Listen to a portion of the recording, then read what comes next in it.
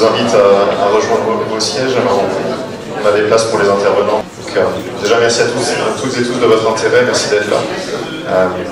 Je me présente rapidement pour le temps que les gens s'installent. Je suis Thibaut Sumeli, chargé de mission à FIBOIS Grand Est. Et donc, avec l'ensemble des partenaires et organisateurs, je pense au pôle FIBOIS Énergie Libre, à l'Eurométropole de Strasbourg et aussi à l'INSA qui nous accueille. On vous en remercie. Plus l'ensemble des partenaires, voilà, dont vous avez les logos sur l'écran. On tenait à vous proposer cette journée de rencontre professionnelle autour de la construction-rénovation en bois, pour que vous puissiez mieux appréhender ce futur projet. Et donc, à ce titre-là, je vais tout de suite laisser la parole à M. Bonnet qui nous accueille, directeur de l'INSA. On leur remercie. Bonjour à toutes et à tous. Vraiment ravi d'accueillir cette rencontre à l'INSA Strasbourg. Alors, l'INSA Strasbourg, créée en 1875 au service de Strasbourg, certes avec sous domination étrangère, mais au service de l'INSA Strasbourg, hein, pour contribuer à créer ce qui est aujourd'hui notre métropole magnifique avec ses bâtiments d'époque. C'est une des rares écoles, peut-être la seule école qui allie architecture et ingénierie et qui couvre ainsi tout le spectre, puisque nous sommes la seule école d'architecture du ministère de l'Enseignement supérieur, de la Recherche et de l'Innovation, les autres étant dépendants du ministère de la Culture, ce qui fait qu'on a plus une approche polytechnique que Beaux-Arts dans l'approche des choses, ce qui fait qu'on se complète très très bien avec nos collègues de l'ENSAS. La topographie, parce que quand on construit un bâtiment, il est important qu'il s'insère bien dans un contexte, un paysage, des bâtiments existants. Le génie civil, bien sûr, et puis le génie climatique et énergétique, parce que, avec des enjeux que l'on connaît évidemment fortement aujourd'hui, le génie électrique également. Et donc, nous sommes un des rares, peut-être le seul établissement à couvrir toute la chaîne de l'aménagement-construction, et avec des préoccupations en lien avec les grands enjeux de transition, alors c'est même une euphémisation de transformation, on en est de transformation, que l'on connaît aujourd'hui, notamment en lien avec le climat. Et donc, on a depuis longtemps toute une réflexion sur comment le bois peut contribuer à ces enjeux. Et je dis souvent à mes collègues que nous devons être démonstrateurs de ce que nous enseignons. Donc, si à l'occasion vous visitez l'INSA, vous verrez qu'un bâtiment récemment sorti de terre pour notre école d'architecture est une construction bois, avec un noyau béton, mais avec des grandes poutres qui font que toute la structure posée sur le béton est portée par le bois. Alors, on a des grands enjeux liés au bois, et c'est sans doute aussi la difficulté de notre territoire d'être en avance sur le sujet. C'est que on est un peu à chaque fois en train de défricher les sujets, sans mauvais jeu de mots par rapport au bois, et on est à chaque fois dans du prototypage. Et donc il est important pour une école qui fait la formation, mais aussi la recherche, de contribuer à un mouvement qui fera qu'on maîtrisera de mieux en mieux les choses, y compris du point de vue assurantiel, et qu'on aura des techniques, des technologies, à partir du bois, qui permettront de généraliser les choses. Alors, je pourrais évidemment vous parler des avantages du bilan carbone, je pourrais évidemment vous parler de beaucoup de choses. Pour parler de ça, nous sommes en train de finaliser une chaire qui tient notamment à la directrice d'Envirobat Grand Est, une chaire sur le bâti frugal. Et donc, on comprend bien les enjeux. Donc voilà, bienvenue à toutes et à tous. Et je finirai en saluant l'Eurométropole et sa présidente et nos collègues qui sont pour beaucoup dans l'organisation de cette rencontre. Voilà, donc je ne pourrais hélas pas rester avec vous toute la journée parce que j'ai un certain nombre d'échanges en parallèle, mais je vous souhaite vraiment de bons travaux qui sont extrêmement importants pour notre territoire et puis pour notre avenir collectif. Je dis souvent que quand on travaille dans la formation, on forme les générations qui vont transformer le monde, et donc c'est une responsabilité extrêmement forte. Donc voilà, bienvenue et très bons travaux.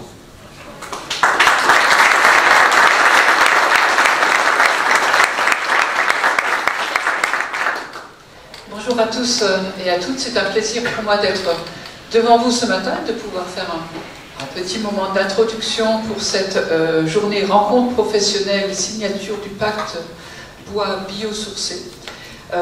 Pourquoi? Parce qu'aujourd'hui, chacun s'interroge sur sa façon dont on peut apporter des réponses face à l'urgence climatique. Et vous le savez sans doute mieux que moi que le bois biosourcé est une des réponses parmi beaucoup d'autres. Et la mise en place d'une filière locale autour de ce sujet est une réponse un peu plus crédible. Je voudrais souligner l'importance de pouvoir se coordonner tous ensemble, coordonner les acteurs qui se sentent concernés par ce sujet. Et donc là, autour de cette filière bois, eh bien, on trouve les acteurs de la construction, on trouve les artisans, les donneurs d'ordre, la maîtrise d'ouvrage, les collectivités, dont on attend toujours qu'elles soient exemplaires, et je pourrais en dire un mot tout à l'heure. Nous sommes sur ces grands sujets de construction, mais beaucoup aussi de rénovation du bâtiment. Il y a, le directeur vient de le dire, il y a bien sûr une problématique bas carbone, il y a une stratégie nationale bas carbone qui nous demande, qui souhaite, qui recommande que nous puissions minimiser l'empreinte carbone des bâtiments. Et nous sommes, je le répète, sur des sujets à la fois de construction et de rénovation. Pour nous, dans la façon dont l'Eurométropole conçoit sa feuille de route, on est typiquement sur ce sujet de comment réconcilier économie et écologie à l'échelle locale, pour notre territoire et avec des acteurs locaux que vous êtes. L'Eurométropole, depuis 5 ans, est engagée sur cette thématique. D'une manière plus concrète encore, la formaliser dans des documents de planification stratégique, je voulais quand même le souligner. L'enjeu de construction bois, on le trouve dans notre plan climat, on le trouve dans nos programmes NPNRU, vous connaissez tous les nouveaux programmes de renouvellement urbain, et là c'est une préoccupation systématique que d'avoir le réflexe bois dans ces projets, et les acteurs de la construction le savent, nous animons aussi le pacte pour un urbanisme en transition. Et là aussi, le bois biosourcé a toute sa place. Sans oublier que la métropole a lancé le PTCE. Alors ça, c'est le pôle territorial de coopération économique. En gros, Éco-Rénovons Strasbourg. Nous avons un plan ambitieux de rénovation des bâtiments publics et privés, très engagé déjà avec les bailleurs sociaux, et donc la rénovation énergétique avec du bois et des bois biosourcés sont en première ligne. Les exemples que je voudrais vous donner, que vous connaissez probablement, là où nous pensons déjà avoir été précurseurs, nous sommes démonstrateurs éco-cités sur l'île aux bois au port du Rhin. Je pense que ça vous parle, 450 logements en structure bois. Je pourrais citer le projet d'aménagement de l'écoquartier des rives du Bory à Ostwald.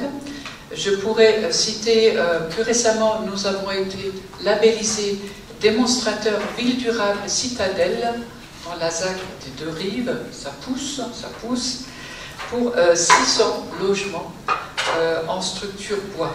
Voilà des projets assez structurants que porte l'Eurométropole dans ses compétences, sans oublier un partenariat extrêmement intéressant avec le SDEA.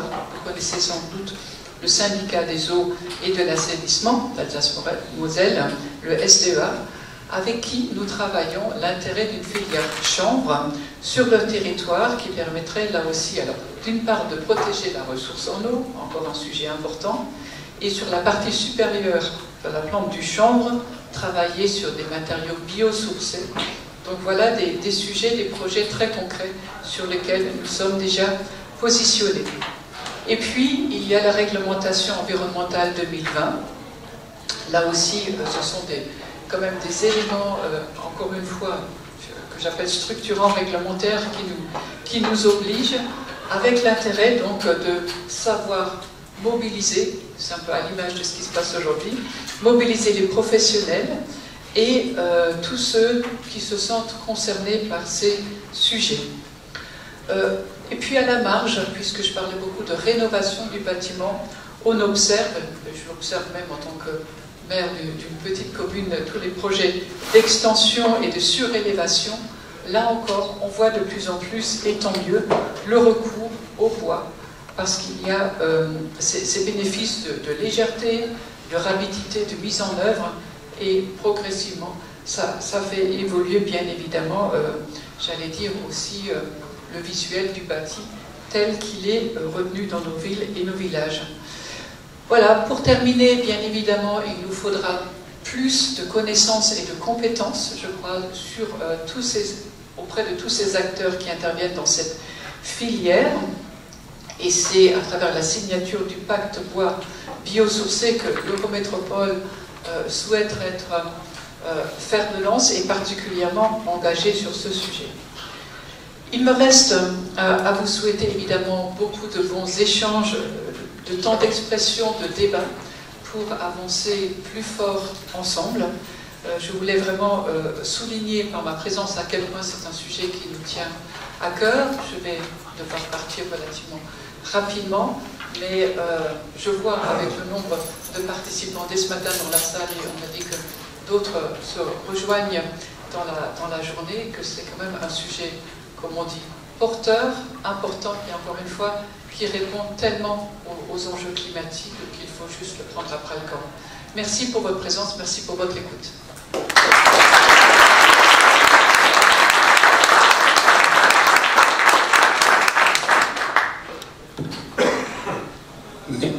Merci Madame la Présidente.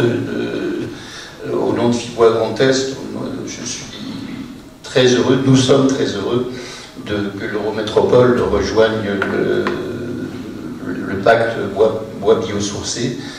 C'est une démarche importante et qui a un franc succès. On l'a lancé il y a à peine un peu plus d'un an, et aujourd'hui, avec les signatures d'aujourd'hui, on va être désormais plus d'une vingtaine de collectivités, de donneurs d'ordre, etc., qui signent ce pacte. C'est donc un vrai succès. Toutes les métropoles importantes l'ont signé, le signent ou vont le signer, et ça prouve la pertinence de cette démarche et l'importance qu'elle peut avoir.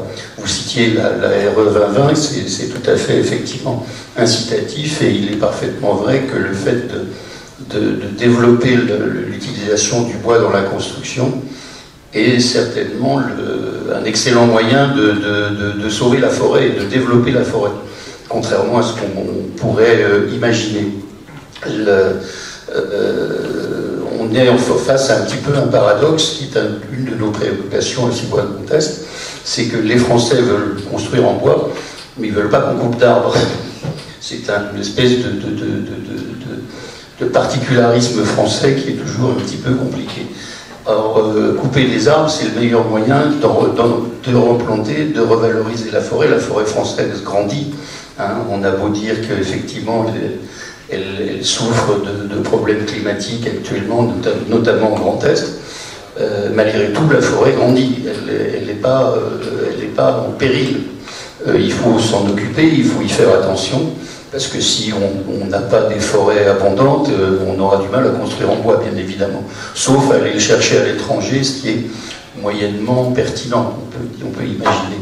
Sur un plan écologique, il est clair qu'on doit effectivement favoriser, sans être extrémiste, mais disons une utilisation un peu locale du bois. Tout ça demande un gros travail, de l'innovation, de la recherche pour augmenter cette quantité de bois dans la construction. Mais on a absolument tout ce qu'il faut en Grand Est pour ça, à la fois sur le plan de la formation, que ce soit au niveau d'un CAP de tous les métiers de la filière, jusqu'à des niveaux d'ingénieurs, voire plus, des architectes notamment, les écoles, que ce soit l'INSA ou les écoles d'architecture dépendant du ministère de la Culture, enfin en Grand Est, ont toutes des orientations sur la construction bois. On a eu des écoles d'ingénieurs, on a vraiment des centres de recherche, on a absolument tout les fondamentaux pour que et c'est unique en France au niveau régional, hein, c'est d'avoir cette totalité des systèmes de formation et de recherche. Donc il faut profiter de cette richesse. On n'est pas la première région productrice de bois, c'est la deuxième derrière la Nouvelle-Aquitaine, mais c'est la première région industrielle de France. On est et de loin la première région industrielle en transformation du bois, que ce soit de l'industrie lourde ou de la construction dans tous ces paramètres. Donc ça c'est important. Accessoirement, c'est quand même pas loin de 50 000 salariés en Grand Est, c'est pas rien. C'est un secteur économique considérable. Régulièrement, je fais juste remarquer qu'au niveau français, la filière forêt-bois, c'est beaucoup plus de salariés que l'aéronautique ou que l'automobile. Mais on n'a pas cette image de l'importance de cette filière, qui est pourtant fondamentale sur le plan en plus de l'aménagement du territoire, parce que on est très souvent dans des métiers ruraux. On n'est pas... donc il y a cette dimension tout à fait importante d'accroche au territoire et d'avoir une partie importante de la filière qui sont des acteurs économiques ruraux. C'est pas anodin. Même si ce sont effectivement les grands donneurs d'ordre sont des métropoles ou des grandes villes. Mais ce n'est pas antinomique. Voilà, donc c'est juste quelques mots comme ça pour vous donner conscience de l'extrême importance de cette filière et du soin qu'il y a à avoir à la développer. Ce qui n'est pas le plus simple, encore une fois, parce que dire il faut construire plus en bois, c'est simple, mais il faut s'en donner les moyens, il faut valoriser la ressource que nous avons, il faut initier des recherches en tout genre. On l'évoquait très rapidement avec M. Bonnet. On construit actuellement essentiellement en feuillu. Or, les 2 tiers de la ressource de notre région et de la France, en résineux, et les 2 tiers de notre ressource, aujourd'hui, c'est des feuillus. Donc il va falloir réapprendre à construire en feuillu. Tout un programme et beaucoup de recherches, et encore une fois, on a tout ce qu'il faut là-dessus. Mais il faut également le volontarisme, et c'est là que les donneurs d'ordre sont très importants, osent dire, ok, on va se lancer, on va essayer de construire en feuillu, on va essayer de faire progresser. Et si ce ne sont pas les collectivités territoriales qui initient le mouvement, ça ne marchera pas. Voilà, donc c'est quelques idées comme ça. Je souhaite effectivement que vous tous vous travailliez très efficacement sur ces sujets-là. Et puis, encore une fois, je suis très heureux d'accueillir l'Eurométropole de Strasbourg dans le cadre du pacte bois biosourcé que nous avons lancé. Merci beaucoup.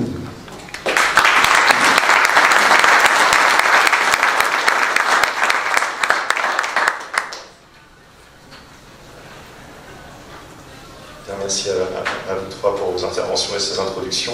On va passer donc justement, on parlait du pacte bois biosourcé, on va passer à la signature des nouveaux signataires. Vous m'entendez? Oui, pardon. Et je vais inviter Hervé Alita avec Madame Skoarnek qui a fait le déplacement, Monsieur Nicolini pour la SPL de Rives et Madame Jean aussi qui nous rejoint pour représenter la ville et l'Eurométropole de Strasbourg. Comme ça, vous allez pouvoir à la fois signer ce document. Alors je vais juste évoquer en 2 lignes, on en a parlé, mais qu'est-ce que c'est que le pacte bois biosourcé? Je vous invite, voilà. Ce pacte, c'est une démarche effectivement qu'on a initiée en avril 2022 et le but c'est d'engager la maîtrise d'ouvrage à construire davantage avec du bois et des biosourcés, construire ou rénover.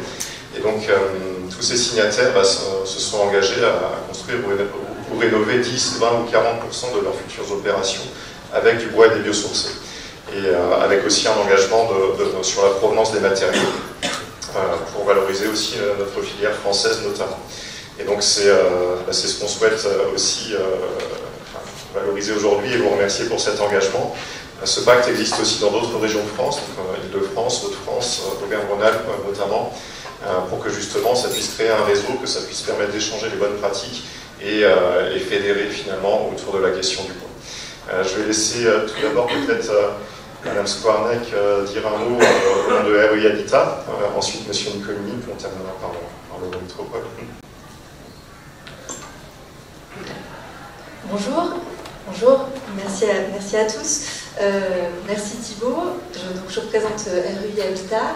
REI Habitat est déjà signataire du pacte bois biosourcé de l'Île-de-France, Auvergne-Rhône-Alpes. Récemment, lors du forum bois construction en avril dernier du pacte Hauts-de-France, il nous restait le pacte Grand Est à régulariser, donc je suis ravie aujourd'hui d'être ici parmi vous pour le signer. Pour nous, le pacte bois biosourcé, c'est effectivement un formidable outil de structuration de la filière forêt-bois, mais également un accélérateur de la transition écologique. Et chez REI Habitat, premier promoteur pionnier de la construction bois, labellisé PEFC et certifié PEFC et labellisé Bois de France, voilà, on s'inscrit tout naturellement dans cette trajectoire-là.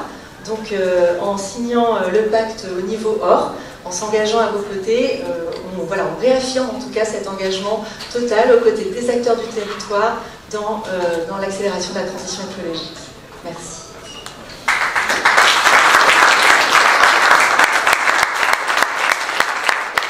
Bonjour à tous. Je suis très fier également moi, de rejoindre ce pacte bois, de représenter la SPL des Deux Rives aujourd'hui. On en parlera un petit peu plus tard, mais Madame la Présidente en a déjà parlé. On va essayer de participer à cette structuration et au développement de la filière bois avec la construction de 600 logements. Donc voilà, je tiens aussi à remercier les acteurs de l'Eurométropole, Dalima, Caroline Wigner et Damien Mel, qui nous aident aussi au jour le jour, et puis aux membres de la SPL des Deux Rives, Victoire Ville et Denis Tournemène, qui sont vraiment les cheveux ouvrières de ce pacte bois et de cette mise en place. Niveau aussi également pour le quartier citadelle, que je viendrai dans une présentation un peu plus tard. Bonne journée à tous, merci.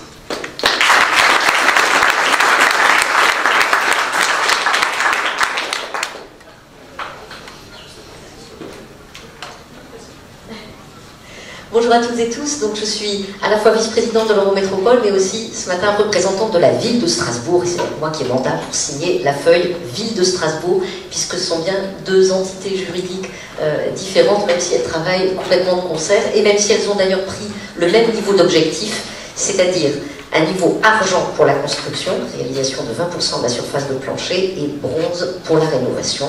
On est un tout petit peu moins ambitieux, mais vu l'ampleur des programmes, mieux vaut prendre un objectif réaliste qu'on tienne, et ça a quand même un effet de levier important, puisque sur le plan pluriannuel d'investissement de la ville de Strasbourg, 58 millions d'euros de travaux seront dédiés au bois, ça fait 24% du total de travaux qui sont estimés à près de 250 millions d'euros. Et sur 58 millions de travaux incluant du bois, près de 26 millions seront fléchés pour des travaux de rénovation. C'est un marché sur lequel on souhaite beaucoup insister. Tu as cité, Pia, le PTCE pour la rénovation du bâti. Il y a du travail à faire en construction neuve, mais il y a encore plus de travail à faire en rénovation. Nous nous y engageons et nous espérons que vous irez tous dans ce sens avec nous.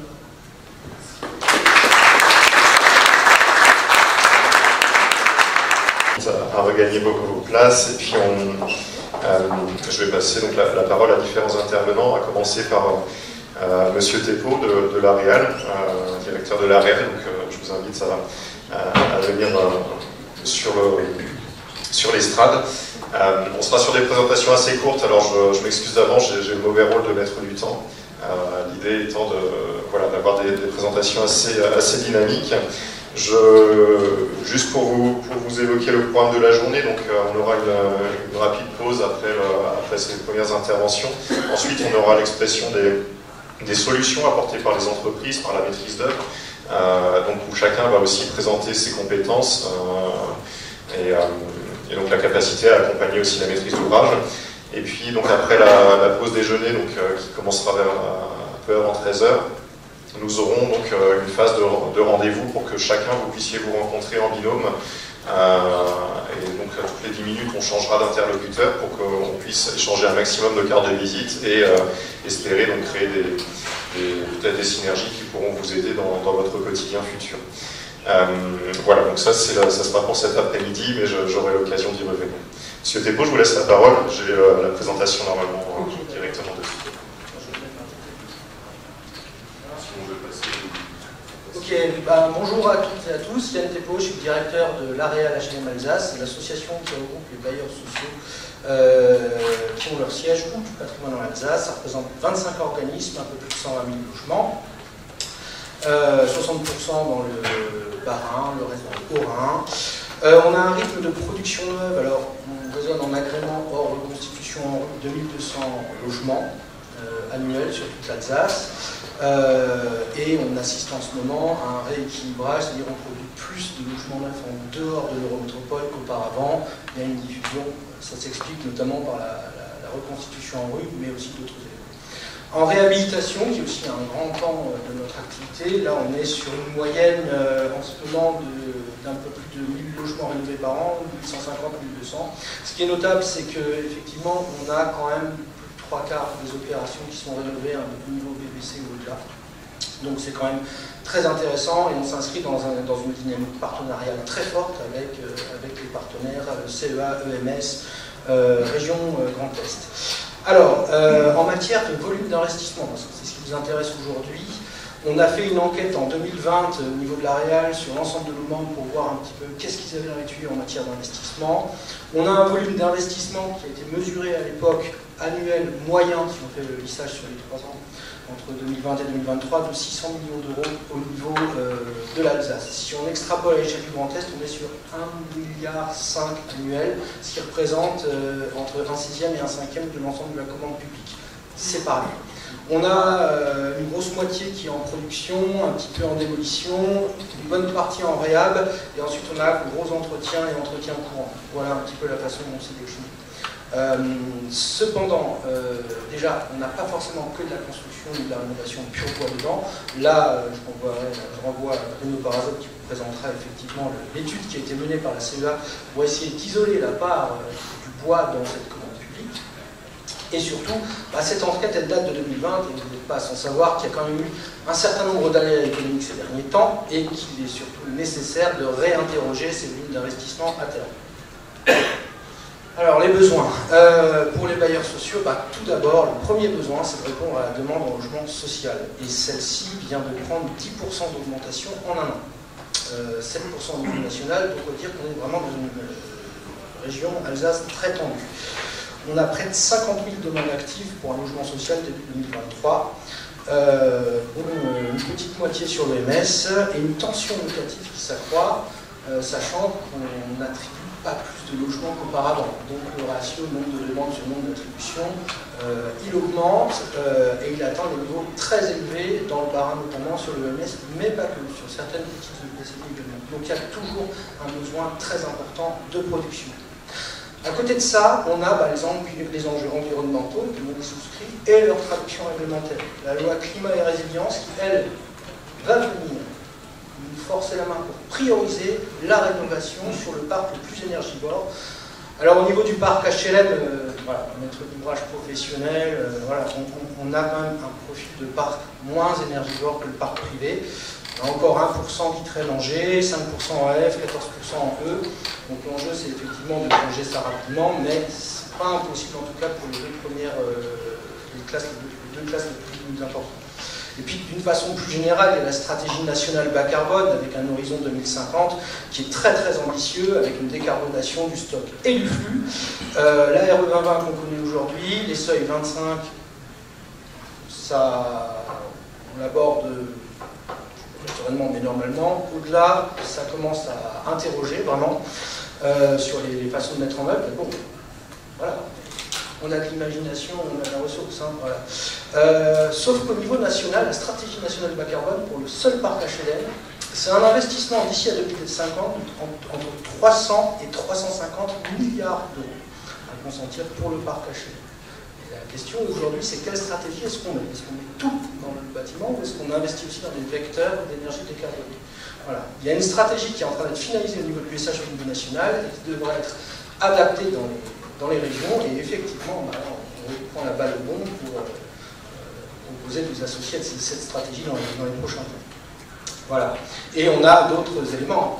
La rénovation du parc HLM, qui a déjà été amorti, etc., ça nécessite un réinvestissement à peu près identique à la construction. C'est ce qu'on appelle la seconde vie du logement social. Et à ce titre-là, on a de vrais sujets, y compris sur l'amortissement comptable. C'est des choses qui aujourd'hui ne sont pas encore forcément bien prises en compte. L'enjeu foncier, il est très fort, il y a le ZAN, voilà, et l'accès à ses conséquences sur l'inflation des coûts du foncier et l'accès à un foncier abordable. On a aussi la contingence de devoir sortir des loyers très bas. Donc un modèle économique qui s'inscrit dans le très long terme. L'enjeu économique, bon alors, le livret A, l'inflation, le choc d'augmentation du livret A, il est inédit depuis la guerre de Kippour, c'est-à-dire qu'on n'a jamais eu une augmentation aussi brutale depuis. Sauf qu'à l'époque, on travaillait en taux fixe et aujourd'hui, on travaille à taux variable. Donc on augmente le taux du livret A à taux variable sur une masse de dette, d'emprunt contracté du livret A de 170 milliards d'euros. Ça fait un paquet de frais financiers qu'il va falloir sortir en plus pour les bailleurs sociaux. Voilà. Ça écrète aussi nos capacités d'investissement. On a l'augmentation des coûts du travaux. Donc, sur la base d'une enquête qu'on a fait sur les 6 premiers mois de l'année 2022, c'était plus 15% pour la prod, plus 13% pour la réno, plus 10% pour l'entretien. Et c'était que sur le marché signé dans les 6 premiers mois de l'année, ça augmentait encore plus. Un impératif de reconstitution des fonds propres sur des cycles longs. C'est là un peu ce qui nous différencie avec d'autres acteurs de l'immobilier comme les promoteurs, c'est que nous, on est des cycles économiques de 50 ans. On peut investir pas mal d'argent au début pour pouvoir financer l'opération. Si on ne les récupère pas à la fin, on appauvrit les structures. En Alsace, on a des bailleurs sociaux qui ont 170 ans, qui sont presque bicentenaires. J'aimerais bien qu'ils arrivent encore au-delà, centenaires, bicentenaires. Donc il faut effectivement qu'on soit très attentif à cet équilibre financier à très long terme. Et ça, aujourd'hui, c'est des choses que certaines personnes au niveau de l'État, de Bercy, ont du mal à comprendre, besoin de se projeter dans le très long terme. Et puis on a un contexte gouvernemental très défavorable, hein. C'est clair qu'on a eu la RLS, et en ce moment on est en train de tuer le deuxième financeur qui s'appelle Action Logement. J'en dirai pas plus, on verra dans les prochains jours. Mais ce qui est intéressant, c'est qu'on s'appuie quand même sur des partenariats locaux qui sont très forts. J'en ai parlé pour la réhabilitation. La région nous a ouvert de belles perspectives en matière de soutien à la rénovation thermique dans le cadre du FEDER. On a quand même réussi à potentiellement accéder à une enveloppe très importante. L'enjeu du bois, je vais très rapidement, c'est la solution décarbonée qui sera compatible pour nous permettre de remplir les objectifs réglementaires stratégie nationale bas carbone. On a également des perspectives en surélévation qu'il ne faut pas négliger, des études qui ont été lancées sur les potentiels sur l'Eurométropole, à voir comment est-ce qu'on s'en saisit pour essayer de transformer. La surélévation, ça peut être aussi un moyen, si on fait de l'accession, de reconstituer des fonds propres pour payer plus largement des rénovations globales de bâtiments. Ce qui est intéressant, c'est que nous, en tant que maître d'ouvrage professionnel, on peut ouvrir la voie aussi à des modèles qui peuvent être dupliqués sur de la copro, à condition d'avoir les bonnes personnes aux bonnes planètes. Des contraintes techniques à bien appréhender, que ce soit l'incendie, l'acoustique, l'humidité, la disponibilité de la ressource. Et à ce titre-là, on a besoin d'avoir une filière locale capable d'éviter les aléas d'approvisionnement qu'on a connus ces dernières années. Qu'est-ce qu'on arrive à sortir comme cubage de bois d'œuvre à ce niveau-là.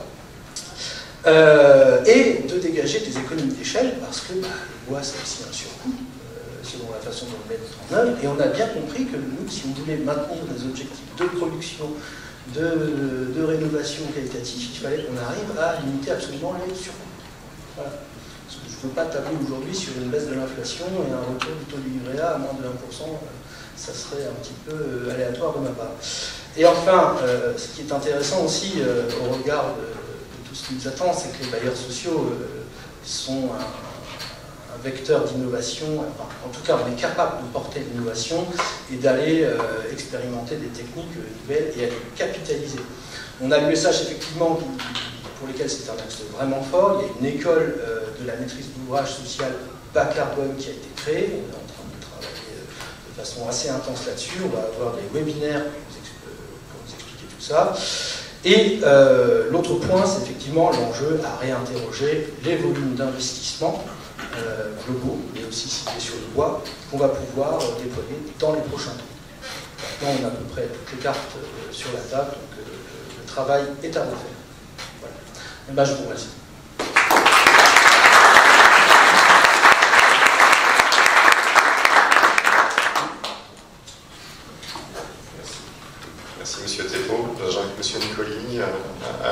temps. On va laisser s'enchaîner ces quelques présentations et on prendra quelques questions par la suite.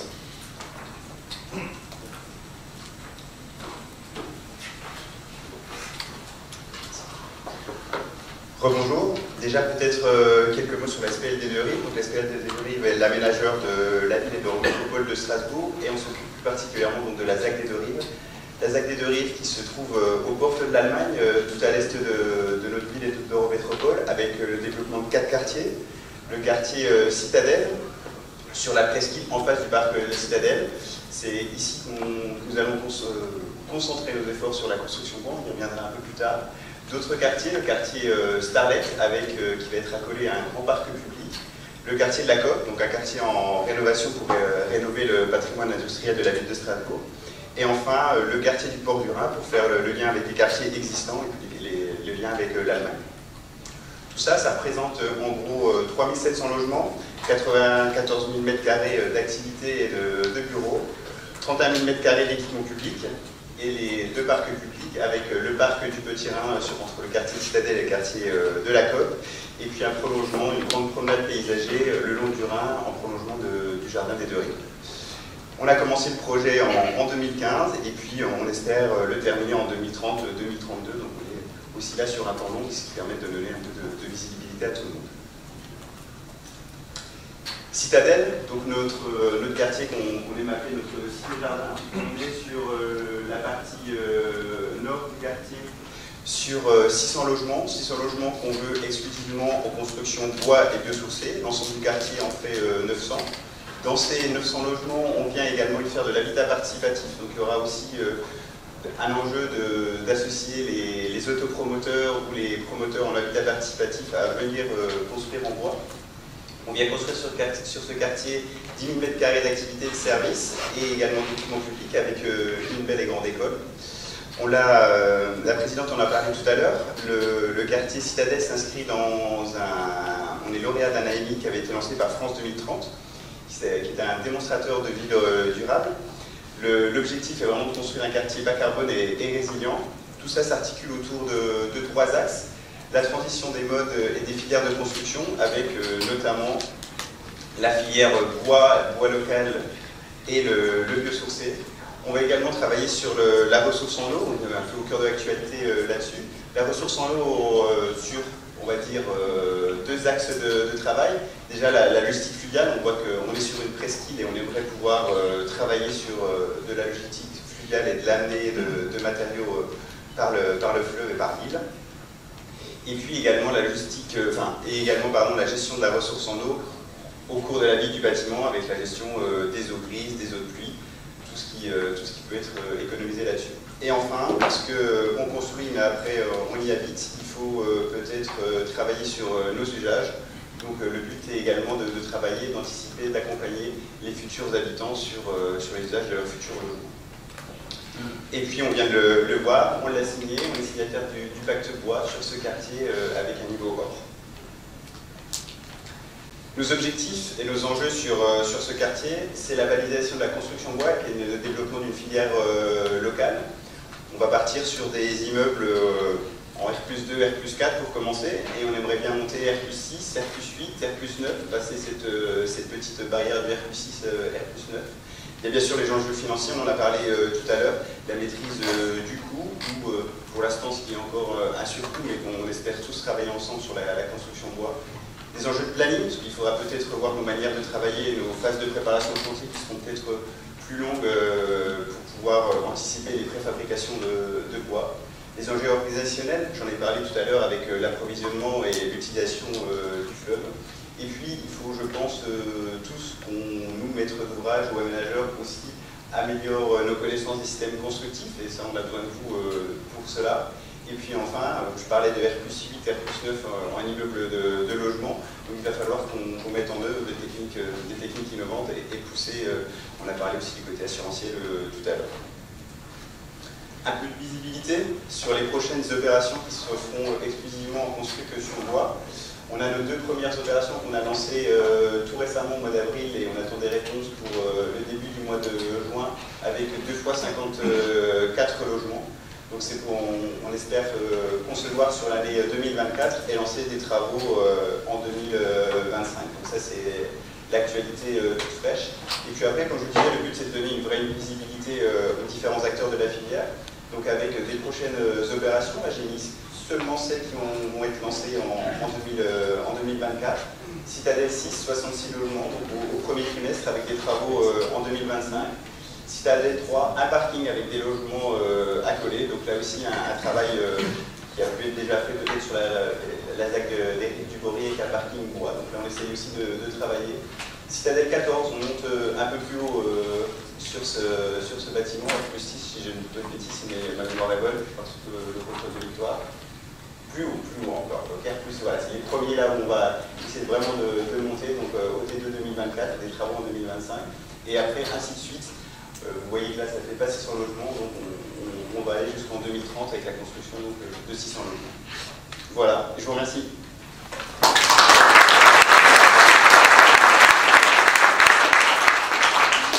Merci beaucoup.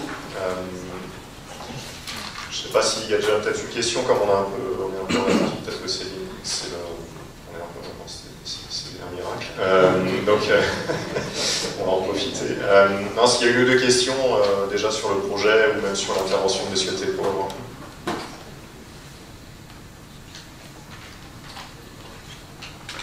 Pour l'instant, si ça revient, on fera une deuxième séance un peu plus tard. Franck Maire, président du pôle habitat de la FFB, voilà, va intervenir aussi pour présenter son point de vue vis-à-vis de la promotion immobilière. Merci de votre présence aussi. Merci Thibaut. Bonjour à toutes et tous. Alors j'ai pas préparé de slide parce que je vais essayer d'être, comment dirais-je, peut-être interactif. En tout cas, j'aurais probablement besoin de la salle. Simplement pour vous dire que, tout d'abord en introduction, la promotion immobilière et la construction de maisons individuelles vivent leur plus mauvaise période historique sur probablement les 30 dernières années. C'est-à-dire qu'aujourd'hui, le marché de l'immobilier neuf est à l'arrêt, pour ainsi dire. Aujourd'hui, les chiffres qui ont été annoncés par la FPI hier et que nous corroborons, nous, FFB, étaient de moins 34% de ventes au premier trimestre 2023 par rapport au premier trimestre 2022. Il faut savoir que ce chiffre ne traduit pas la réalité, il n'est que l'application d'un trend sur quelques mois. Aujourd'hui, la réalité en Alsace et en France, elle est de l'ordre de moins 60%. Donc c'est un marché de l'immobilier neuf qui est quasiment à l'arrêt. Les constructeurs de maisons individuelles et les promoteurs vivent à peu près la même chose. Alors on pourra rentrer dans les détails des explications et des raisons de cette crise, mais on vit la crise la plus aiguë qu'ait connue le logement depuis fort longtemps. Pour les chiffres, l'observatoire de la FPI remonte à 1995, et aussi loin que cet observatoire existe, on n'a jamais connu de chiffres aussi mauvais. Et ça s'amplifie. Une des raisons, alors le logement social, Yann en a parlé tout à l'heure, le logement social subit de plein fouet les mêmes raisons et les mêmes causes produisant les mêmes effets. Le logement social est quasiment à l'arrêt également sur un certain nombre de territoires, en tout cas pour l'investissement neuf, parce qu'il n'a plus les moyens de financer, il n'a plus les moyens d'acheter en DFA, et il n'a plus les moyens d'autoproduire. Donc il y a encore des projets qui sortent, mais Yann en parlait mieux que moi, évidemment c'est son sujet, il pourra confirmer que c'est extrêmement difficile et que ces clés vont simplifier rapidement et fortement. Alors les principales raisons sont l'explosion des coûts de construction liés à la guerre en Ukraine, la déstabilisation du marché des énergies avec l'explosion du prix des énergies qui a eu pour conséquence celle du prix des matériaux et des équipements qui entrent dans la construction. Nous, en ordre de grandeur, par exemple sur une opération que je fais avec Kirsch, que connaît bien mon ami au premier rang, Bruno, j'ai pris plus 18% de coûts de construction imprévus, ce qui représente 2 millions d'euros sur une opération comme ça, d'imprévus, et que donc on a dû absorber. Et ça peut mettre en difficulté beaucoup d'opérateurs quand vous n'avez pas la possibilité de les prévoir à l'avance. Et ces hausses sont allées, on va dire, de plus 15 pour les moins impactés à plus 30 pour les plus impactés. Donc quand vous avez une opération qui est vendue et que vous ouvrez les plis au moment où vous avez fini vos consultations d'entreprise et que vous vous retrouvez avec un coût de plus 25% imprévu, eh ben, vous arrêtez l'opération, vous pliez, vous êtes mort économiquement, mais les conséquences peuvent être extrêmement lourdes.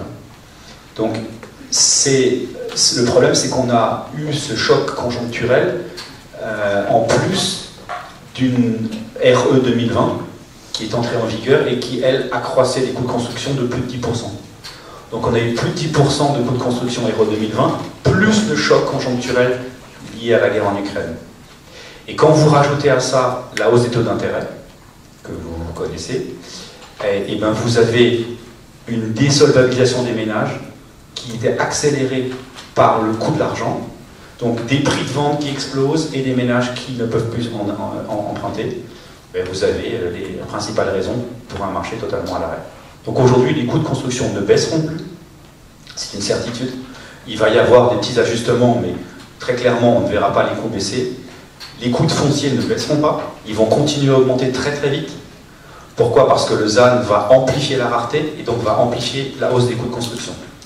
Aujourd'hui, j'en parlais à Bruno tout à l'heure en aparté, il y a des fonds d'investissement, fonds souverains ou des fonds financiers qui gèrent des centaines de millions d'euros et qui font de l'allocation d'actifs en achetant des friches cash sans condition. Pourquoi? Parce que c'est le meilleur placement possible. Puisque sans rien faire, vous attendez, vous êtes sûr d'avoir un investissement extrêmement rentable puisque le ZAN va accentuer le prix des fonciers mécaniquement. Donc vous avez énormément d'allocations d'actifs comme ça. Il faut savoir qu'à Strasbourg, il y a un exemple, les gens le connaissent dans la salle pour beaucoup d'entre eux, un terrain qui s'est vendu à la Méno, plus de 20 millions d'euros sans conditions suspensives. Un terrain dont on ne sait même pas exactement ce qui pourra être construit dessus.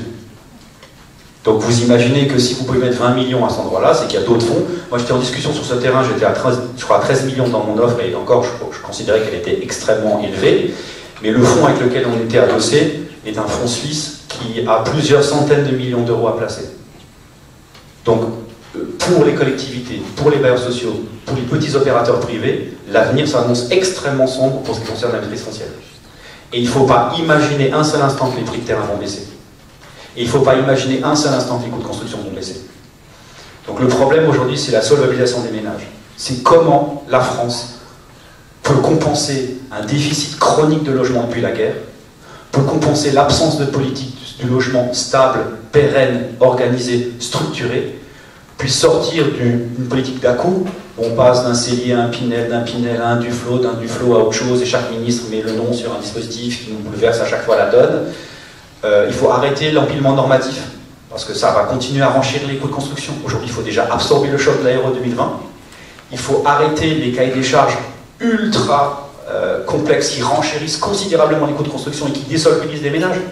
Aujourd'hui, à Strasbourg, plus rien ne sort sous 5 500 € le mètre carré, et c'est plutôt 6 500 aujourd'hui. Et à des prix de terrain raisonnables. Je vais vous donner un exemple très concret.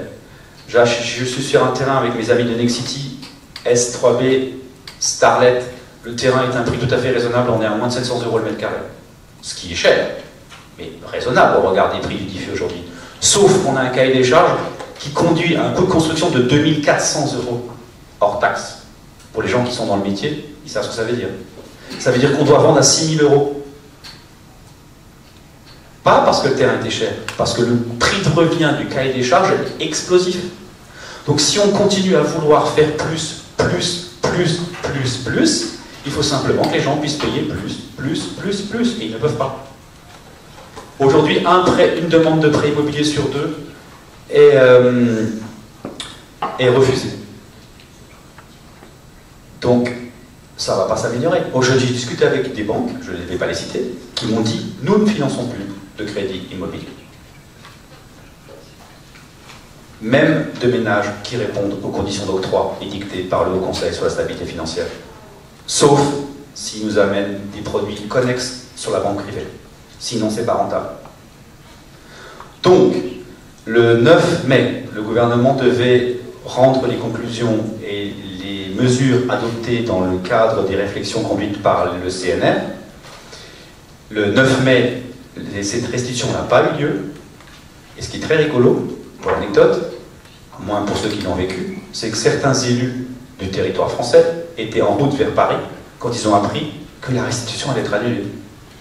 Donc c'est Macron qui a repris la main, et aujourd'hui c'est coincé à l'Élysée, on ne sait pas pourquoi, on ne sait pas comment, On ne sait pas du tout ce qui se passe. Et quand on discute avec Olivier Klein, texto, yeux dans les yeux, il nous dit « Je suis désolé, en tant que ministre délégué au logement, je ne peux rien faire.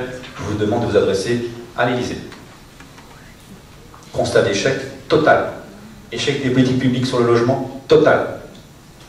On ne construit pas assez, on n'a pas assez d'offres, et ça va s'amplifier avec le temps. Donc les Français vont avoir énormément de mal à se loger dans les années qui viennent, c'est une certitude, il n'y a pas de doute. Il manquait 150 000 logements l'année dernière, on était à 300 000, il fallait en produire minimum 450 000 pour faire face à la demande. Cette année, le chiffre sera encore beaucoup plus bas. Je ne sais pas quel sera le chiffre de production de logements sociaux dans la métropole cette année, mais je pense qu'on va être dans les historiquement bas. Hein. Et alors 2024, ça va être pire. Hein. Et si le livret A monte d'un point comme c'est annoncé, alors là, je vous raconte pas. Il y a combien de demandes de logements sociaux en instance? 23 000 dans la métropole? Ça ouais. Bah, ils sont pas prêts d'avoir un logement, malheureusement, ces gens-là. Hein. Non, mais je veux dire, à un moment donné, il faut avoir des discours de raison. Quoi. Enfin, je veux dire, il faut arrêter de faire de l'angélisme avec et plus ci, et plus ça, et je te fais plus de biotrucs et de machin. C'est bien, mais d'abord, il faut loger les gens. Logeons les gens. Et une fois qu'on aura logé les gens, on verra comment on fait. Mais donnons les moyens d'avoir un logement abordable. Et le coût de la construction est déterminant. Alors maintenant, on peut parler du poids. Non, mais c'est ça pour dire que, en fait, si vous voulez, on ne peut pas extraire la logique du mode constructif d'une réalité économique, d'une réalité sociétale, de la solvabilité qu'on a en face, parce qu'au bout du bout, il y a des gens qui payent leur logement, que ce soit sous la forme d'un loyer ou sous la forme d'une mensualité. Et ces gens-là, s'ils ne peuvent pas payer ou le loyer ou la mensualité, vous n'avez personne. Donc il faut raisonner le mode constructif compatible avec les moyens économiques des Français. Et la France se paupérise. C'est une certitude. Il y a un économiste, un peu, comment dirais-je, taquin, qui, il y a 3 jours, disait que la France est en train de se tiers-mondiser. Et c'est pas totalement faux. Hein. C'est pas totalement faux, parce que vous verrez que le logement, qui est un bien de première nécessité, va devenir inabordable pour beaucoup de gens. Donc, c'est le cas des pays en voie de développement, des pays compliqués. Et en fait, on ne mesure pas assez la paupérisation. On a eu de l'argent gratuit pendant des années, c'était un épiphénomène économique inconnu, et cet argent gratuit a créé une vision artificielle du pouvoir d'achat des Français. C'est-à-dire qu'en fait, comme l'argent était gratuit, on a cru que les Français, finalement, un pouvoir d'achat quasi infini, et qu'on allait pouvoir faire des RE2020, des machins, des trucs, des bidules, et que ça passerait toujours. Ben oui, parce que l'argent était gratuit. Aujourd'hui, on revient dans des strates financières qui sont à peu près normales. C'est 4%, c'est tout à fait normal à l'échelle de l'économie, à l'échelle des 30 dernières années. Nos parents, rappelez-vous, enfin pour les plus vieux, moi, ils achetaient à 8, 10, 12%. À 4%, c'est de l'argent pas cher. Mais c'est 4 fois plus que ce que c'était il y a 24 mois. Eh bien, qu'est-ce qu'on fait pour réduire les prix de revient des logements? Comment on resolvabilise les gens? Ben, il faut défaire ce qu'on a fait. Il faut repenser le modèle. Il faut construire beaucoup, beaucoup, beaucoup moins cher.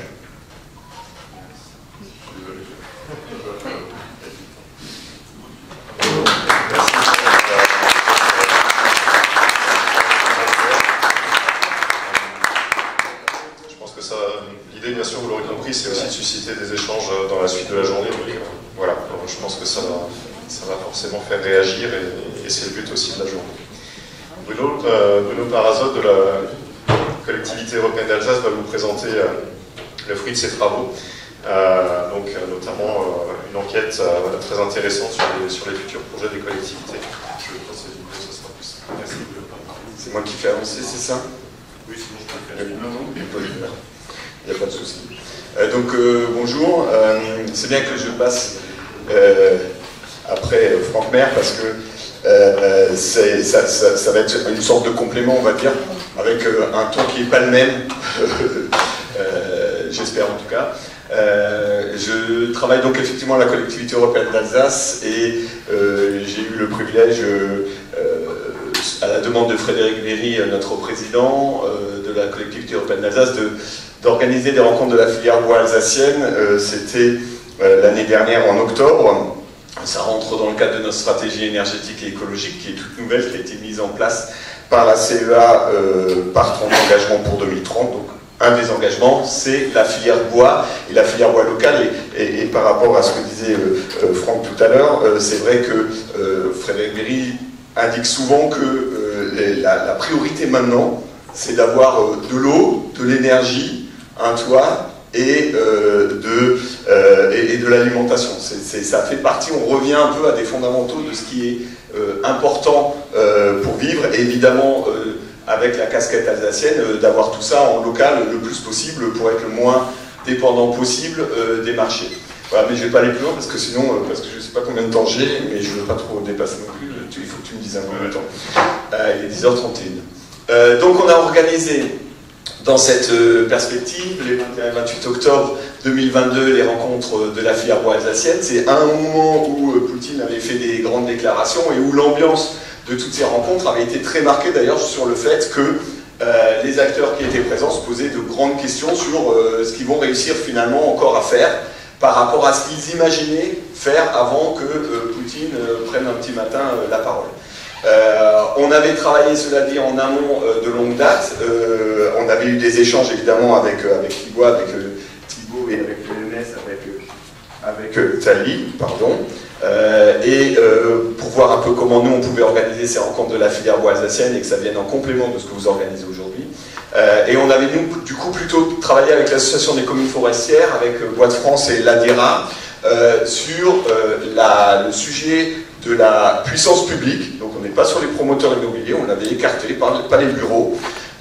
On était clairement sur les marchés publics de la construction, et donc avec Yann Tepo, avec la Réal, avec l'ensemble des communes d'Alsace, 800 communes, les EPCI, et on les a tous et toutes questionnés sur quels étaient leurs projets dans les années à venir en termes de marché public de travaux. On avait organisé ça aussi avec la FFB 67 et la FFBTP 68, donc avec Olivier Lang notamment pour la présidence section bois 67, et puis avec Cédric Kupfer pour la section pro-menuiserie et Benoît Grande-Manche pour la section charpente 68. On avait travaillé avec eux parce que c'était très important que finalement les entreprises, qui sont quand même celles qui répondent au marché public de travaux, soient présentes dans ces rencontres, et de vraiment avoir dans ces rencontres finalement ce face-à-face entre maître d'ouvrage et entreprise qui répond à la demande des maîtres d'ouvrage. On a eu des interventions, 14 interventions, 180 participants, etc. Bon, bref, je passe les bailleurs sociaux, évidemment, qui intervenaient aussi. Des interventions à Mulhouse et à Strasbourg assez différentes et qui permettaient de se compléter. On a également, lors de ces rencontres, signé une convention pour le bois fabriqué en Alsace avec l'ADIRA, Bois de France, et de FFB et l'Association des communes forestières. Vous avez une photo, enfin je pense que les diaporamas seront présentés, et vous pouvez aller sur le site de l'ADIRA aussi si vous voulez des détails là-dessus, si vous êtes une entreprise. J'en viens au cœur du sujet de mon intervention, c'est que lors de ces rencontres, on a aussi présenté un travail qui est en continu, qui se fait en continu, de recensement des marchés de la construction bois ici, chez nous, en Alsace, pour tous les marchés publics. Je répète, uniquement marché public. Et donc ces 800 communes, 40 EPCI, 27 bailleurs ont répondu. On a à peu près en équivalent population 67% de réponses, enfin d'habitants représentés alsaciens, on pourrait dire par les organismes qui nous ont répondu. Donc une assez bonne couverture, je pense, de ce qui peut se faire en Alsace. Et cela a permis de comptabiliser 221 projets recensés par ces acteurs publics. Il y en a 194 qui ont indiqué qu'ils avaient des projets significatifs en bois. Enfin, on a pu confirmer sur ces 221, 194 qu'il y avait vraiment des projets significatifs en bois. Et 179 qui les ont chiffrés, puisque nous, sans chiffres, c'est un peu difficile, qui ont pu les chiffrer. Et donc, ça nous donnait un volant de 725 millions d'euros de travaux hors taxes jusqu'à 2027 environ. Et ça, c'était à la date d'octobre 2022, de projets chiffrés, marché, hors taxe, de travaux publics, et donc deux choses qui allaient arriver et auxquelles les entreprises représentées par leur fédération devaient répondre. Et nous, l'enjeu, c'était vraiment ça, c'est comment on répond à ça, et dans le contexte de la guerre en Ukraine. Et donc avec des maîtres d'ouvrage aussi qui disaient, nous on ne sait pas si on ne va pas carrément annuler la salle des fêtes, l'extension, le machin, enfin c'était ça un peu l'ambiance, hein.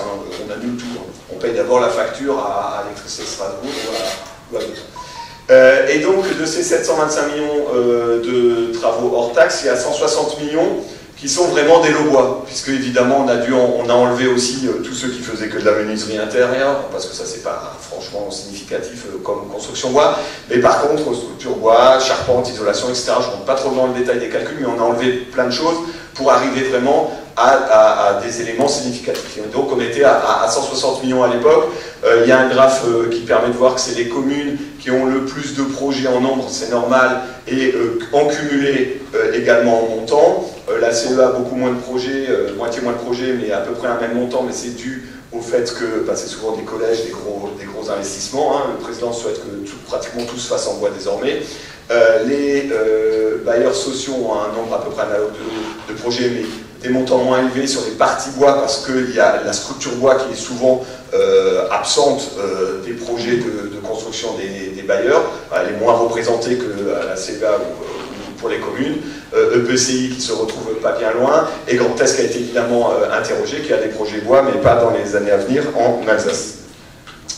Ça, c'est la mise à jour à date. Alors, c'est pas une mise à jour dans le sens où on réinterroge pas tous les 3 matins les communes, les EPCI, les bailleurs, parce que tout le monde deviendrait fou, hein, c'est quand même du boulot derrière, hein, j'espère que ça se remarque.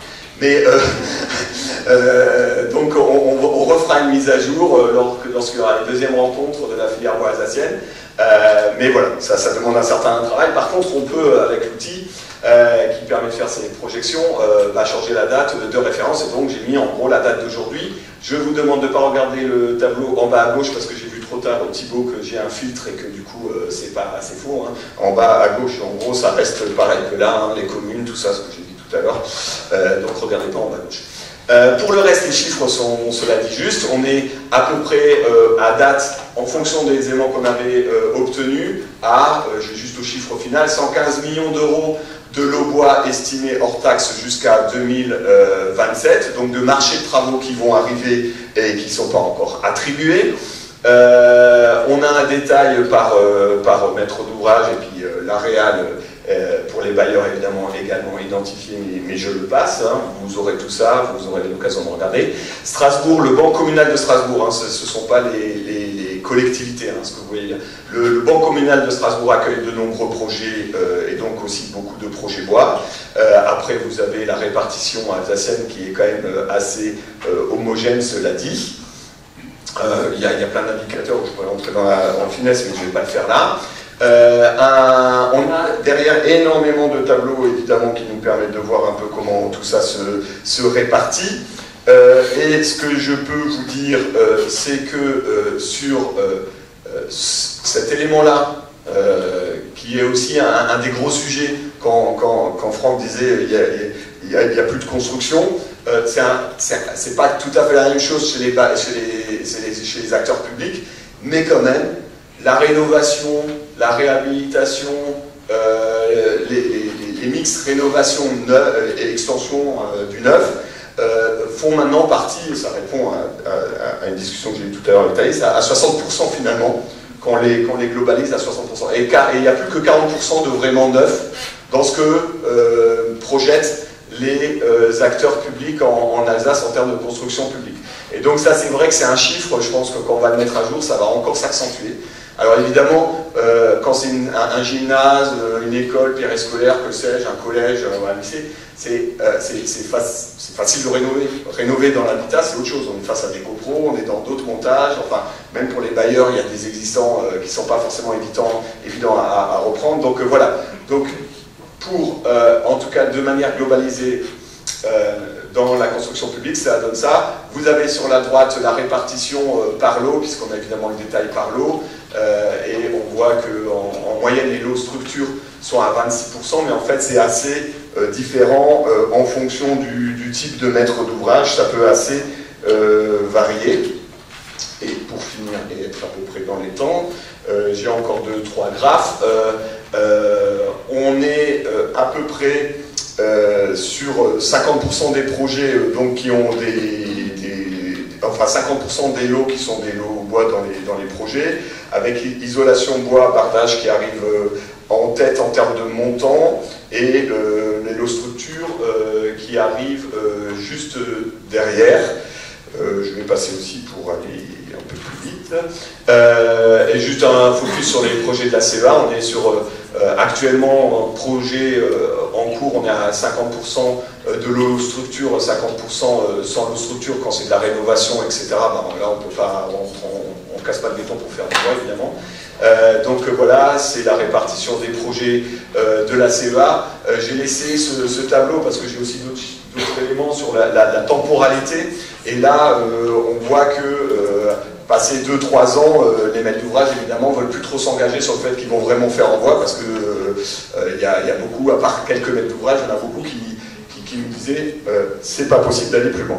Voilà, donc ben, moi j'en ai fini, et juste vous dire qu'il y aura des deuxièmes rencontres de la filière bois, ça c'est sûr, où on travaillera la question du bois local, et des marchés de travaux, de la prescription dans les marchés de travaux, parce que je pense que c'est un point très important pour faire correspondre aux demandes et offres, et qui est des réponses aux appels d'offres, ce qui est quand même la première demande d'un maître d'ouvrage.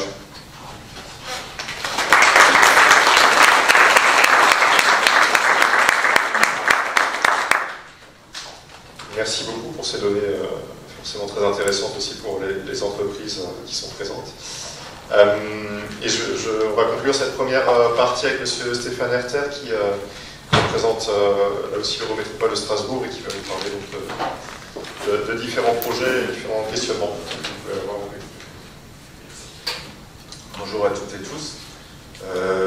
Je vais essayer de vous emmener un peu sur un autre terrain, en fait, parler un peu plus de la construction bois à proprement parler. Moi j'entends ce que dit M. le maire, hein, j'entends ce que disent un peu tous les acteurs. Aujourd'hui, bon, Madame Jean est là, je pense qu'on a un PPI qui est relativement consolidé, en tout cas pour la ville et pour l'Eurométropole. On sait à peu près ce qu'on va faire dans les 10 prochaines années. Maintenant, effectivement, c'est pas complètement exclu que des arbitrages sont à opérer. Hein. La conjoncture elle est quand même très particulière. Et effectivement, on observe la même chose, des coûts de production qui explosent, notamment sur les projets en bois. Donc on va essayer de comprendre, j'ai voulu essayer de comprendre. En introduction, on a fait un travail de recherche avec un étudiant de l'INSA, donc dans le cadre de son projet de fin d'études, un étudiant de cursus architecte-ingénieur, il est là d'ailleurs. Donc c'est Jules. Je vois M. Fischer qui est dans la salle également, donc qui on a fait une très belle opération, donc la rénovation thermique des écoles Branly, enfin d'une école Branly, avec un procédé en façade rapportée, donc selon Energy Sprong, qui est plutôt dans le champ de l'innovation et qui pour nous constitue un très bon retour d'expérience. C'est peut-être quelque chose auquel il faudra penser. Et donc en fait ce dont je vais parler aujourd'hui, en fait, c'est un petit peu la restitution des 4 mois de recherche de Jules. Moi je commence de pas grand chose, hein, je plante un petit peu des arbres dans quelques parcelles de forêt. Voilà, ça me fait toujours de la peine quand on coupe un arbre, le syndrome idée fixe. Mais avec Jules, en fait, j'ai vraiment progressé sur la compréhension du bois, et on a fait toute une série d'interviews, notamment des gens qui sont dans la salle, mais aussi d'autres professionnels du bois, et ça nous a permis en fait de dégager quelques grandes notions de ce qu'on souhaiterait voir améliorer et de la manière dont il faudrait appréhender les projets. Alors ça ne va pas forcément plaire à tout le monde, parce que derrière, il y a de la recherche et du développement, il y a la possibilité d'accentuer un petit peu les aspects réglementaires, les aspects normatifs, ou en tout cas d'innover dans des champs qui vont nous emmener en dehors de la construction classique. Aujourd'hui, en fait, je crois qu'il n'y a plus rien de classique dans la construction, hein. Tout est un petit peu remis en question, et les enjeux urbains, les enjeux de déplacement, les enjeux de transport. Et je pense que la question de construire en bois, et même au-delà de ça, elle interroge aussi toutes les notions de ressources et de la matière première et la manière dont on l'appréhende. Alors juste quelques typologies de construction. En neuf, l'Eurométropole a fait construire le parc des expositions, donc il y a quand même beaucoup de bois. On est en train de construire, la ville fait construire une très grande école, donc école maternelle, école primaire, restaurant scolaire et logement de fonction dans les rues Mantelin. C'est l'agence MW qui fait ça avec Feld 72. C'est une très belle école, c'est la structure mix béton-bois. Le restaurant scolaire du Schlutfeld, pour ceux qui connaissent, la maison de la petite enfance de la Roberto, qui est un projet déjà un peu ancien, mais plutôt dans les précurseurs de la construction bois. Et on a également donc un marché un peu cadre avec une entreprise Bois Debout et Théo Architecture pour construire des bâtiments scolaires de 2 ou 3 salles de classe en renfort, notamment sur les dédoublements de salles de classe du président Macron. Il y a la salle de boxe à l'Elzo. En rénovation, je l'ai dit, il y a l'école Branly, il y a le gymnase Karabatic, et il y a en fait un énorme programme d'amélioration thermique des écoles. Alors pour la ville, on est sur une typologie, c'est un petit peu ce qu'on découvre tous, hein. Le PP il est orienté à 85% vers de la rénovation et à 15% vers de la construction neuve. Aujourd'hui, Strasbourg a atteint un niveau d'équipement qui lui permet en fait de ne plus construire beaucoup en neuf. En tout cas, pour cette période-là, ça changera probablement, mais aujourd'hui, en fait, c'est très orienté rénovation. Les besoins. Juste rapidement, on va passer en revue les aspects réglementaires, les aspects incitatifs, la ressource, notamment les bois locaux, le cycle de vie, les notions relationnelles et contractuelles. En fait, on a essayé de faire travailler Jules sur vraiment la bonne combinaison entre la maîtrise d'ouvrage, la maîtrise d'œuvre, les entreprises et le contrôleur technique. Quelques éléments sur la partie chantier, sur la sinistralité également, les aspects sanitaires et peut-être quelques idées pour innover. Sur la réglementation, la RE2020, elle impose de facto plus de bois. Ça nous confronte à un risque d'incendie, surtout nous, puisqu'on est un établissement recevant du public. Alors j'ai entendu qu'il y a un projet de nouvelle réglementation qui vient peut-être contrecarrer tous ces objectifs de construire plus de bois. Risque incendie, il y a eu quelques incidents récents, notamment l'été dernier, au-delà des méga-feux. Donc on peut appréhender des évolutions réglementaires qui viennent peut-être en fait pénaliser ou en tout cas bloquer ou en tout cas perturber encore un petit peu ces évolutions, la recherche le fait de pouvoir mobiliser beaucoup de bois dans les constructions. En acoustique, nous on n'a pas trop de retour d'expérience, par contre il y a une question qui revient, c'est une question qui revient souvent. On sent beaucoup de déception en fait chez les gens qui habitent dans un logement en bois ou pour des salles de classe qui sont construites en bois. Alors on imagine qu'il y a un biais d'association d'idées, hein, on a déjà un petit peu travaillé avec des professionnels. En fait, peut-être que psychologiquement on imagine que vivre en bois doit être forcément moins bruyant, c'est pas forcément vrai, donc les réglementations sont toujours respectées. Est-ce qu'on peut envisager des pistes, est-ce qu'on peut travailler sur les aspects sociaux simplement du sujet? En incitation, donc, il y a le pacte bois biosourcé, dont on est signataire. L'inspiration, nous on s'inspire aussi beaucoup de ce que fait le parc naturel des Vosges du Nord, la région Limousin qui est également un peu précurseur dans sa manière de construire en bois local. Ensuite, évidemment, donc, on s'inscrit dans un dispositif récurrent de retour d'expérience, les outils qui sont proposés par Fibois. La ressource, après c'est peut-être un peu personnel, mais je ne pense pas me tromper en parlant au nom de la ville et de l'Eurométropole. Il y a quand même une dimension environnementale forte dans la ressource. Pour nous, il ne s'agit pas de faire n'importe quoi. C'est parce que le président de Fibois disait qu'effectivement, on fait du bois, alors effectivement, une forêt bien gérée constitue un puits de carbone. Et c'est plutôt favorable. Par contre, pour nous, c'est quand même important de toujours garder à l'esprit l'aspect de la ressource. Les bois locaux, donc on aimerait beaucoup travailler avec les bois de la région Grand Est, les bois de la région Bourgogne, du Bade-Wurtemberg, peut-être régulièrement donc, des bois qui sont labellisés bois de France, les bois évidemment PVC et VSC. Ça interroge beaucoup la manière dont on s'y prend, notamment dans un environnement de marché public. Il y a un enjeu de préservation de la ressource et de durabilité. Là, on interroge les incertitudes climatiques, on ne sait pas du tout comment la forêt va évoluer. Et bien sûr, en fait, on aimerait inscrire notre démarche dans une manière très proactive dans tout ce qui est réemploi, réutilisation, valorisation matérielle, c'est-à-dire que le bois qui est mis en œuvre aujourd'hui doit pouvoir constituer une ressource pour les bâtiments du futur. Sur les aspects relationnels et contractuels, je vais aller un peu vite. On interroge les sujets de compétences, notamment des professionnels du bois. On s'est rendu compte dans nos recherches qu'un projet de bois sans un architecte qui a déjà des références en bois, sans un bureau d'études bois, ça ne marche pas bien. On pose la question des articulations techniques, du montage opérationnel, du contrôle réglementaire. Est-ce qu'il y a un optimum de combinaison dans la construction de la relation entre le maître d'ouvrage, la maîtrise d'œuvre des entreprises. Est-ce que c'est l'approche au cas par cas? On n'a pas de certitude sur le sujet au terme de l'étude, hein, donc pour nous il nous semble important de pouvoir aller au-delà d'une approche en loi MOB et en lots séparés.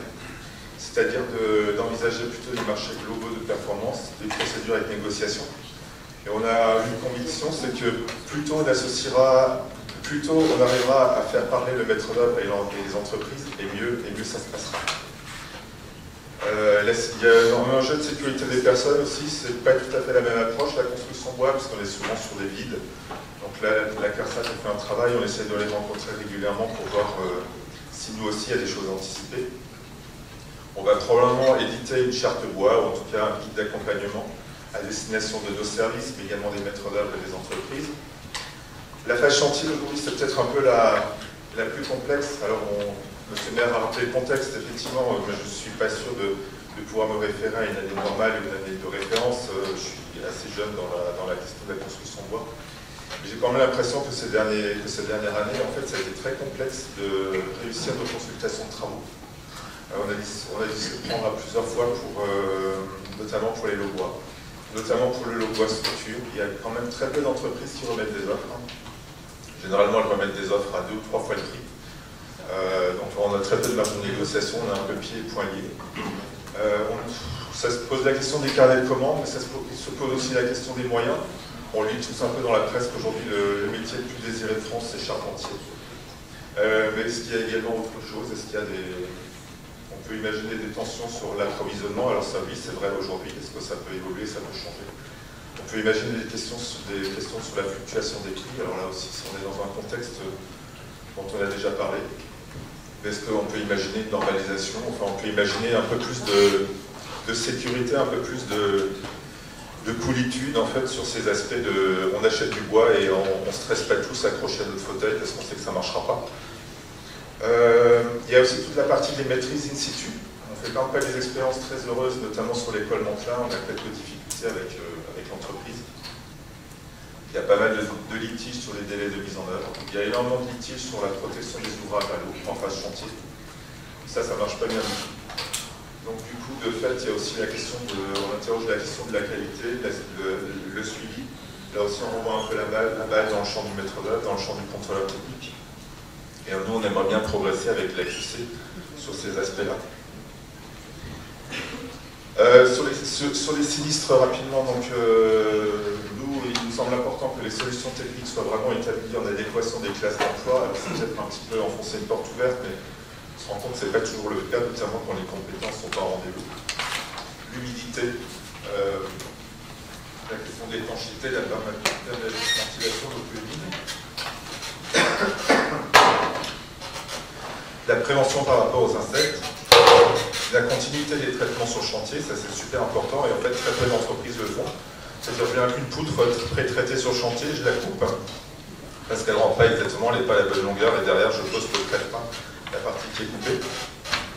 La protection des ouvrages contre les intempéries et les asbestismes. Sur les questions sanitaires, on a fait des efforts pendant des années pour travailler sur la qualité de l'air intérieur. Est-ce que le bois, notamment et les biosourcés, notamment par les substances inifugatrices, les traitements antifongiques, insecticides, les cols ne vont pas dégrader la qualité de l'air intérieur?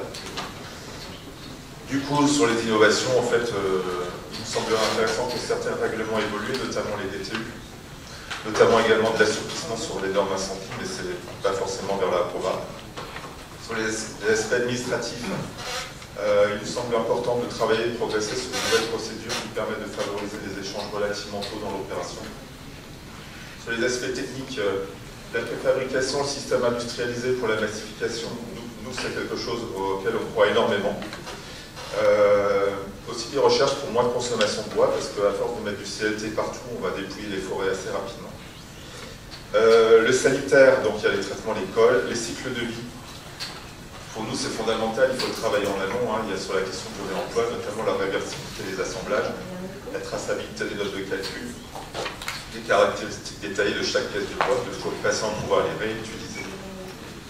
Ensuite, il nous semble important qu'il y ait une formation continue d'acteurs de la construction bois et des solutions techniques qui combinent des modes de conception-réalisation avec la disponibilité des bois locaux, notamment sur les questions de production, de première transformation. Et enfin, on fait beaucoup de recherche et développement, notamment sur les essences et les bois feuillus. Des solutions techniques pour mobiliser peut-être moins de CLT, les marchés publics, le réemploi et la mise en œuvre. Voilà. Je vous remercie beaucoup pour votre attention.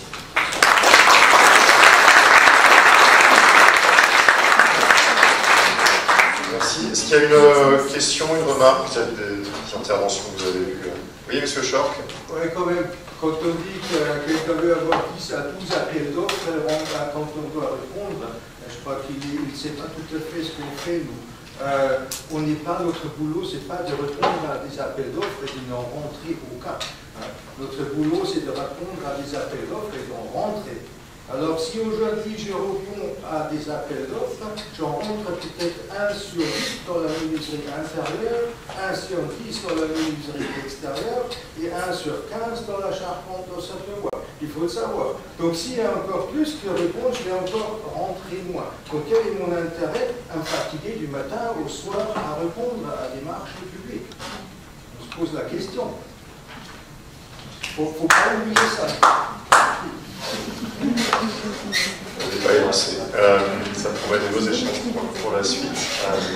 Est-ce qu'il y a une autre réflexion, remarque, question? Oui, Franck. Simplement, très rapidement, parce que j'ai fait un point de conjoncture, mais pour les maîtres d'ouvrage, la plus grande difficulté est culturelle. En fait, le souci, c'est qu'il n'y a pas de culture au bois en France. Donc il n'y a pas d'appétence des Français pour le bois. Vous allez avoir en maison individuelle quelques particuliers très sensibles à l'environnement qui ont des budgets très conséquents et qui vont, eux, choisir de construire en bois parce que c'est une démarche écologique personnelle. Puis je vous garantis que chez les promoteurs, on n'a jamais aucun client qui vient nous voir en nous disant « je veux du bois ». Aucun. Aucun. Parce que la brique, c'est autre chose. Papa et maman, ils sont toujours construits en brique. Et la brique, c'est solide, c'est ch'ti, ah ben c'est bien, ça fait nous. Donc, sérieusement, il n'y a pas d'appétence culturelle pour le bois et les gens n'ont que de l'information négative quasiment. En ce moment, on parle de la mérule, on parle des insectes xylophages, on parle du traitement autoclave des bois de la construction avec injection de produits chimiques émanants, on parle d'incendie, de résistance au feu, on nous dit que le bois résiste, mais finalement dans la presse, on voit que ça brûle, on nous parle de problèmes acoustiques, on a des retours d'expérience extrêmement négatifs de certaines tentatives de construction bois qui sont avérées beaucoup trop prototypes pour être réalistes et qui aujourd'hui créent des problèmes de contentieux majeurs. Donc en fait, toutes les informations qui circulent sur le bois sont très négatives. Donc il n'y a que les gens qui vivent déjà dans un immeuble bois, et généralement dans une maison en bois, qu'ils ont supervisé très attentivement, qui disent « Ah ouais, c'est vachement confortable, c'est sympa, machin ». Mais ils n'ont personne au-dessus d'eux, personne en dessous d'eux. Ils gèrent plus facilement les problèmes d'inertie thermique du bois, et ils assument les conséquences éventuelles parce que c'est un choix personnel. En collectif, c'est extrêmement difficile, parce qu'il n'y a vraiment pas de souhait des clients d'acheter en bois. Donc le travail de modification culturelle de la perception du bois par les Français, je pense que c'est le premier travail à faire. Merci. Olivier, oui, bonjour à tous. Je rejoins Franck sur la question de la perception. Néanmoins, on est en croissance exponentielle de la découverte du bois et de tous les avantages de la filière bois.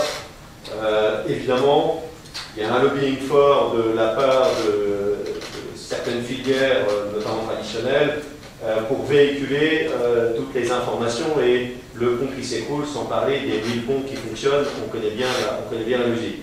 Les vertus du bois aujourd'hui sont sans aucune commune mesure en termes thermiques, évidemment, mais du point de vue acoustique, j'ai écouté avec intérêt ce que vous disiez du côté de l'Eurométropole.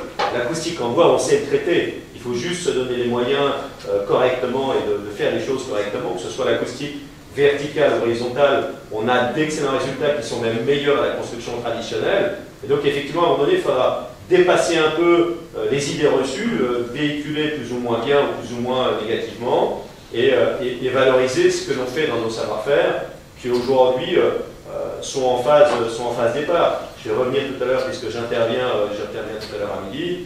Mais il y a beaucoup de problèmes de ce que met en place l'Eurométropole, enfin de ce qui est visité ici, qui nécessite un travail vraiment collectif, aussi bien technique que d'image de marque, Je salue la volonté, parce qu'il y a une volonté politique d'Eurométropole notamment, d'aller vers la filière bois, parce qu'il faut un certain nombre de chantiers exemplaires qui vont véhiculer, là encore, des choses positives et qui vont installer dans la conscience collective finalement le fait que le bois, c'est l'un des meilleurs matériaux de construction, mixé au béton évidemment, mixé à d'autres produits.